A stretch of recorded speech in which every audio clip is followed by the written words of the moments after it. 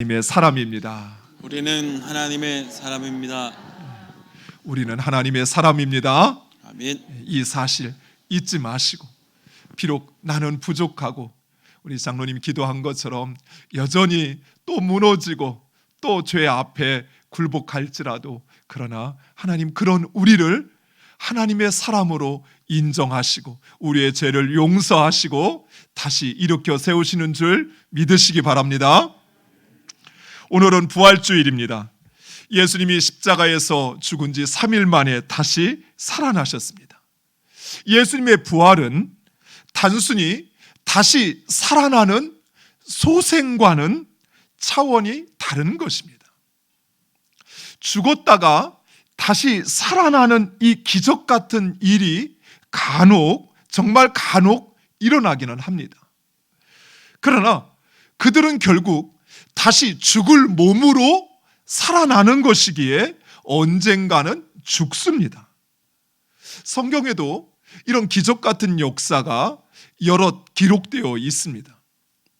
엘리야가 사르밧 과부의 아들을 죽은 자 가운데서 다시 살렸습니다. 또 예수님도 나사로를, 죽은 지 나흘이나 되는 나사로를 다시 살렸습니다. 또 베드로 역시 다비다를 죽은 자 가운데서 살렸습니다. 그러나 그들은 결국 모두 죽었습니다. 죽었다가 살아나는 일, 그것은 기적적인 일이지만 그들은 결국 죽었습니다. 그래서 우리는 그들을 소생하였다라고 말하는 것입니다. 하지만 우리 예수님은 그런 다시 죽을 수밖에 없는 그런 육신으로 부활하신 것이 아니었습니다.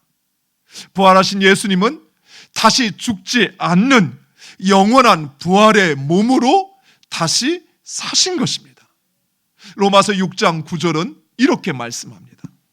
이는 그리스도께서 죽은 자 가운데서 살아나셨으며 다시 죽지 아니하고 사망이 다시 그를 주장하지 못할 줄을 알미로다. 아멘. 예수님은 일시적인 소생과는 엄연히 구분되어지는 영원히 부활하신 것입니다. 예수님은 죽지 않는 영원한 몸과 그리고 영광스러운 상태로 변화되어서, 그래서 하나님의 그 존귀와 영광에 참여하신 것입니다.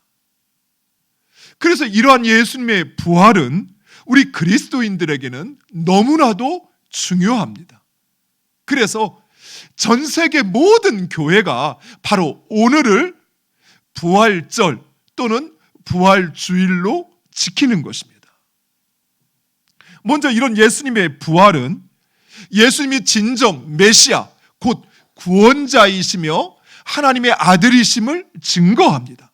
로마서 1장 4절 우리 화면을 보고 함께 읽겠습니다. 성결의 영으로는 죽은 자들 가운데서 부활하사 능력으로 하나님의 아들로 선포되셨으니 곧 우리 주 예수 그리스도시니라. 아멘. 예수님은 바로 우리를 위하여 십자가에서 죽으시고 그리고 다시 살아나심으로써 우리의 구원자 메시아이심을 증명하셨습니다. 또한 예수님의 부활은 예수님 스스로 다시 살아난 것이 아닙니다. 하나님께서 예수님을 살리신 것입니다. 그래서 하나님은 예수님이 바로 하나님의 아들이심을, 예수님을 다시 살리심으로써 예수님이 하나님의 아들이심을 증명하셨던 것입니다.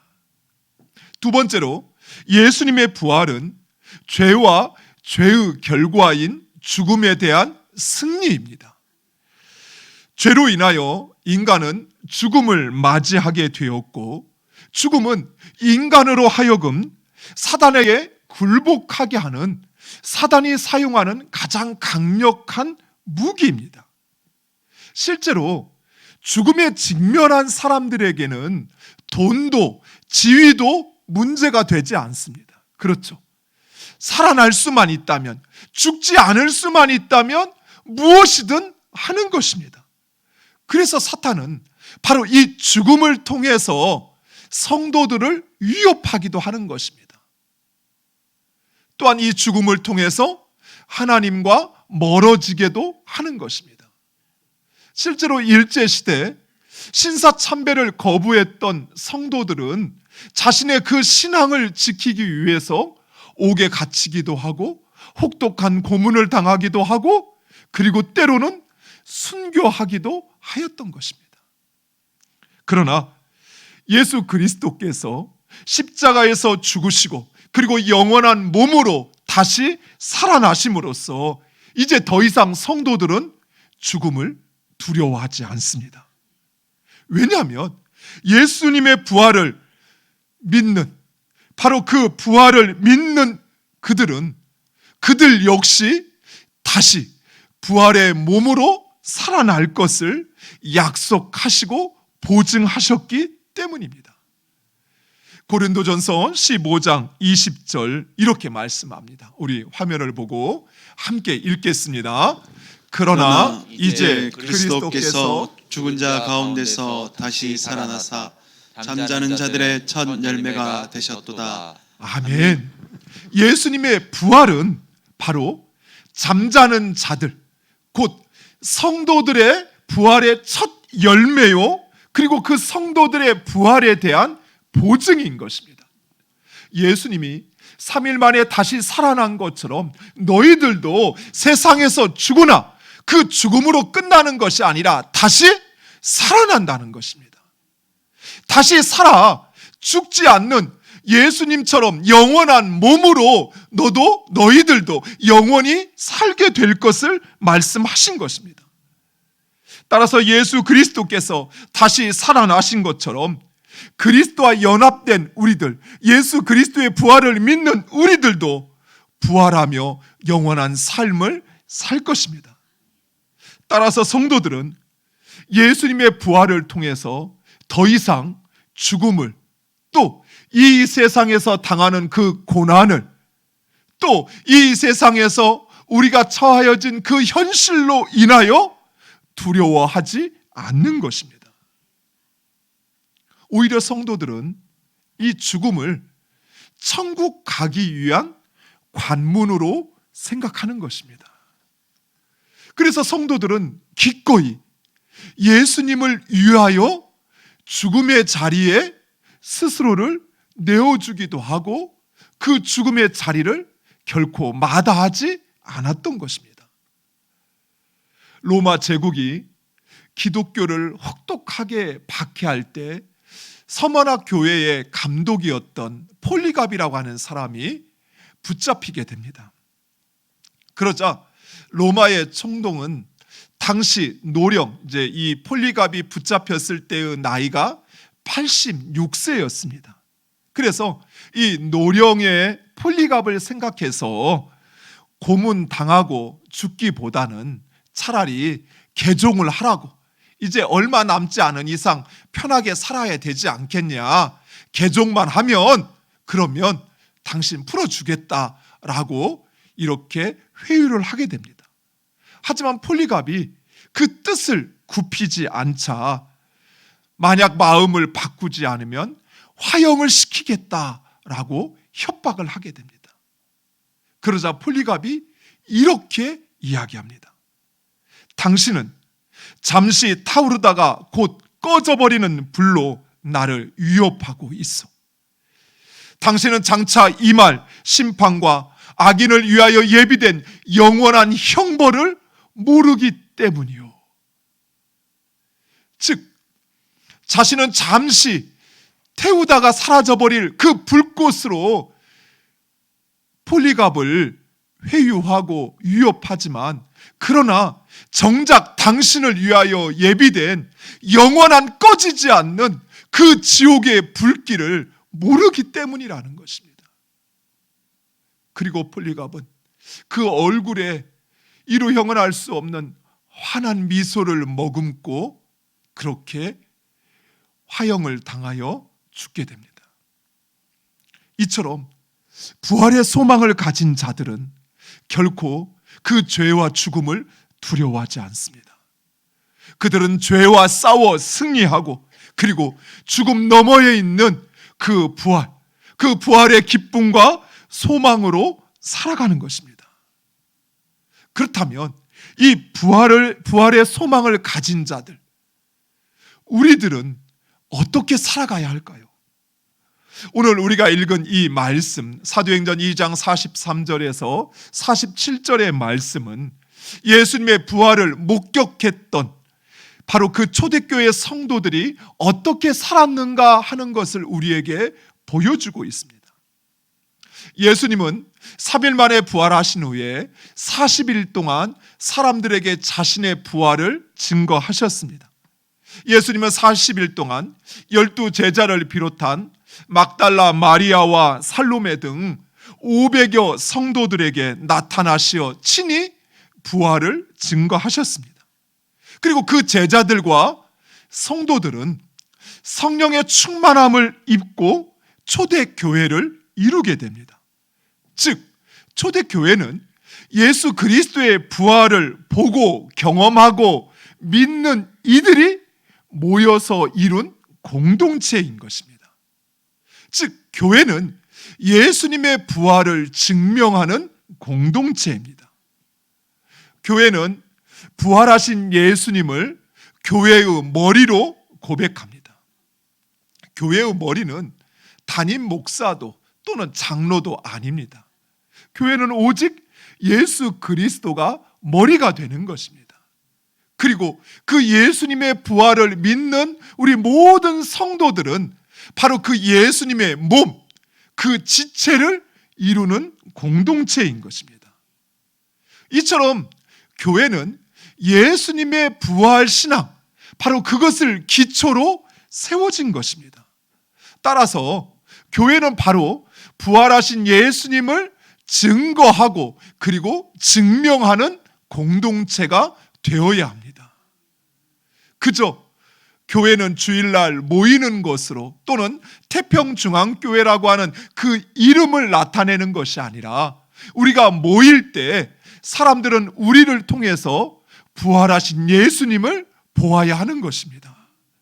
그리고 우리는 우리의 삶과 그리고 우리의 그 관계를 통해서 예수님이 우리의 머리요, 그리고 우리는 그 몸이라는 사실을 우리의 삶과 우리의 관계를 통해서 증명해야 하는 바로 그 공동체라는 것입니다. 초대교회는 바로 그 부활 신앙을 기초로 한 교회가 어떠해야 하는지를 우리에게 보여주고 있습니다. 먼저 오늘 말씀에 보니까 초대교회는 사도들로 말미암아 기사와 표적이 많이 나타났다라고 말합니다. 우리 43절 화면을 보고 함께 읽겠습니다. 사람마다 두려워하는데 사도들로 말미암아 기사와 표적이 많이 나타나니. 아멘. 근데 우리는 여기서 이 기사와 표적을 이적이나 기적 같은 일로만 생각합니다. 그런데 본문에서 말하는 기사와 표적은 그런 이적이나 기적보다 더 중요한 의미를 가지고 있습니다. 그것은 바로 예수님의 부활을 믿는 자들, 바로 그들의 삶에 나타나야 하는 그 변화를 말하는 것입니다. 예수님의 부활을 믿지 못했던 제자들, 그들은 예수님이 붙잡히자 모두 예수님을 부인하고 도망쳐 버렸습니다. 그런데 부활하신 예수님을 목격하자 이 제자들은 이제 당당히도 예수님이 메시아이심을, 하나님이심을 증거하는 것입니다. 우리 2장 36절 말씀 화면을 보고 함께 읽겠습니다. 그런즉 이스라엘 온 집은 확실해야 할지니 너희가 십자가에 못 박은 이 예수를 하나님이 주와 그리스도가 되게 하셨느니라 하니라. 아멘. 이 말은 바로 베드로의 고백입니다. 계집종 하나가 두려워서 예수님 앞에서 예수님을 모른다 부인하였던 베드로가 그 예수님을 십자가에 못 박은 3,000명도 더 되는 그 무리들 앞에서 이렇게 말하는 것입니다. 바로 너희가 너희가 십자가에 못 박은 그 예수가 바로 우리의 주요, 그가 바로 하나님의 아들이십니다 라고 선언하는 것입니다. 계집종 하나가 두려워서 사람들에게 몰매를 맞을까봐, 자신도 붙잡혀 십자가형을 받을까봐 두려웠던 이 베드로가 부활하신 예수님을 만나고 그 부활을 믿자, 이제는 그 예수님을 죽인 그 수천 명의 사람들 앞에서 예수님이 진정한 메시아요 구원자이심을 증거하는 것입니다. 사랑하는 성도 여러분, 우리가 예수 그리스도를 믿음으로 경험해야 하는 진정한 기적은 바로 우리가 그 예수 그리스도가 우리의 주요 구원자이심을 증거하는 것입니다. 사도 바울은 예수님을 믿는 자들을 죽이는데 앞장섰던 사람이었습니다. 그런데 그가 다메섹에서 부활하신 예수님을 만나게 됩니다. 그러자 그는 자신이 죽이려고 쫓아다녔던 바로 그들과 같이 부활하신 예수님을 증언하고 증거하는 일을 행하고 있는 것입니다. 사랑하는 성도 여러분, 이처럼 우리가 예수 그리스도의 부활을 믿는다라고 하는 것은 단순히 우리의 입술의 고백이나 우리의 마음의 확신이 아닌 우리의 삶의 변화를 말하는 것입니다. 이전에는 술주정뱅이요, 이전에는 다른 사람을 괴롭히는 강도요, 폭력자였다고 한다면 이제는 예수 그리스도, 부활하신 예수 그리스도를 믿음으로 거룩하고 아름답고 온전한 사람으로 변화되는 것입니다. 뿐만 아닙니다. 이전엔 소망 없고 절망 속에서 살아가던 이들이 진정 부활하신 예수 그리스도, 그분을 믿음으로 그들이 그 모든 절망과 어둠을 떨치고 일어나 소망을 이야기를 해요. 여전히 현실은 암흑 속에 있습니다. 여전히 현실은 힘든 상황 속에 있음에도 그들은 희망을 이야기하고 내일의 비전을 고백하는 것입니다. 바로 이들이 예수의 부활을 믿는 자들입니다.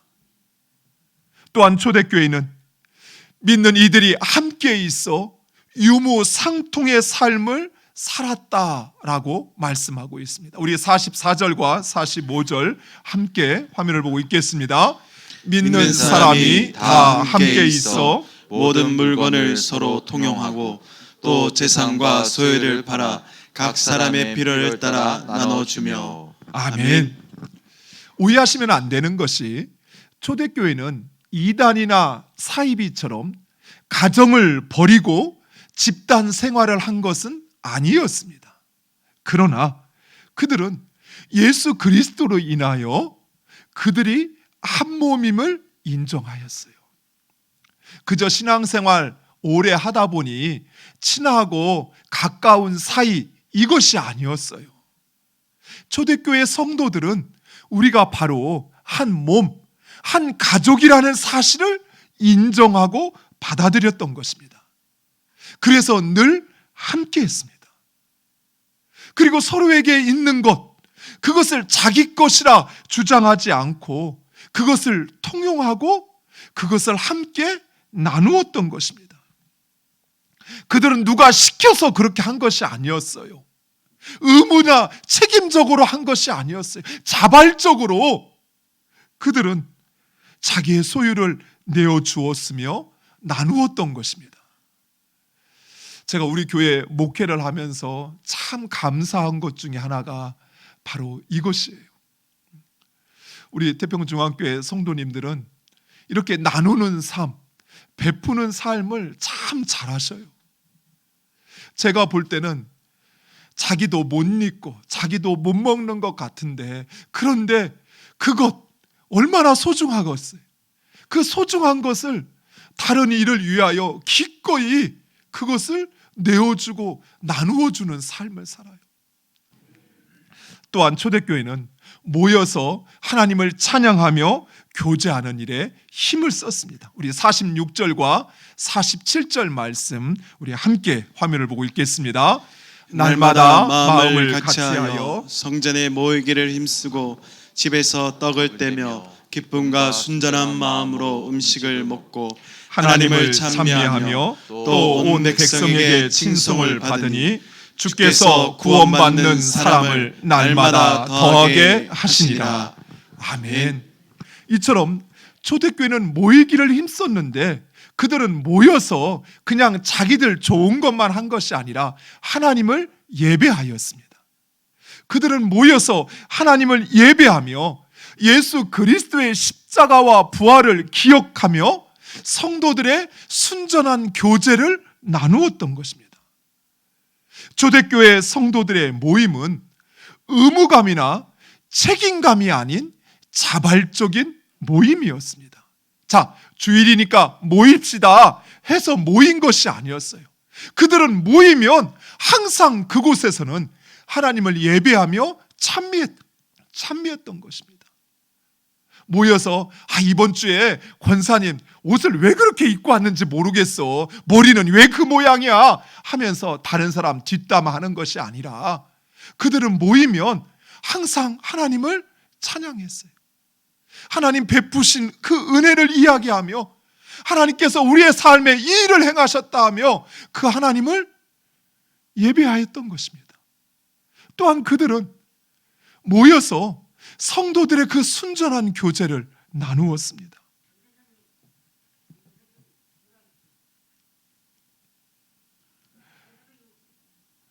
전도사님 놔두세요. 그냥 놔두세요. 예. 우리 집사님이 지금 거의 4년 만에 처음 교회 이렇게 나오셨어요. 네.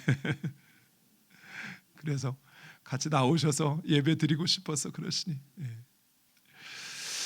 예. 초대교회 성도들은 그랬습니다. 의무감이나 책임감이 아니었어요. 그들은 모이기를 원했고 모이면 그 자리에는 항상 하나님을 예배하며 그리고 그들은 예수 그리스도께서 행하시는 그 가르침과 그리고 그 십자가와 그 부활을 이야기하며 성도들은 그 순전한 교제를 나누었던 것입니다. 이처럼 그들의 신앙이 온전해 부활의 신앙에 기초하였기에 이런 삶이 가능했던 것입니다. 사랑하는 성도 여러분, 우리가 진정 예수 그리스도의 부활을 믿고 부활의 삶을 소망한다면 우리는 세상의 것이 아닌 영원한 것, 곧 부활의 삶, 부활 이후의 삶을 소망하며 살아야 할 것입니다. 영원한 것에 마음을 둔다는 것은 바로 하나님께 소망을 두는 것입니다. 물질 때문에, 사람 때문에, 세상 때문이 아닌 하나님 때문에 사는 것입니다. 하나님이 나의 삶의 주인 되심을 인정하고 오직 그 하나님의 뜻에 순종하는 것입니다. 이것이 바로 부활을 믿는 자, 그들의 삶의 방식입니다. 하나님은 이런 초대교회를 높이셨습니다. 예전의 사람들은 나사렛에서 무슨 선한 것이 날 수 있어 하며 예수님을 따르는 사람들을 무시했습니다. 그런데 이제 그들이 예수님을 따르는 사람들을 두려워하기 시작합니다. 나아가 그 사람들이 교회를, 성도들을 친송하기에 이르는 것입니다. 그리고 초대교회는 날마다 믿는 사람들의 수가 더하여졌다라고 말씀합니다. 사랑하는 성도 여러분, 우리 교회가 바로 이런 교회 되기를 간절히 축원드립니다. 그러기 위해서는 우리의 삶과 신앙이 바로 예수 그리스도의 부활의 신앙에 기초해야 합니다. 사랑하는 성도 여러분, 예수 그리스도가 부활하셨음을 믿으십니까? 그렇다면 그 부활의 신앙을 따라 사는 여러분 되시기를 간절히 축원드립니다.